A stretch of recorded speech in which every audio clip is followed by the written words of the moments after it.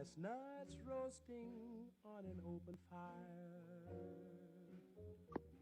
All right, one of the major trends that I'm seeing right now this holiday season are these vintage bells. I've been trying to get my hands on some of them lately, and they're either sold out or super overpriced. And when I mean overpriced, I'm seeing them anywhere from like 25 to 35, some are even $45 a pair. Now, I went to Hobby Lobby today, and I got these for 60% off. And I'm talking 60% off $15, which makes them a total for $6 for real metal bells. I'm gonna show you right now how to get the same look for less. So simply, by buying two of these at $6 each, you're gonna get the same look. By attaching them together just like this, hooking them right on your mantle, and there you have it. Same look, not even half the price. Follow me for more, A Guy's Point of View for sumptuously rich decor on a budget that you can afford. Christmas edition 2022.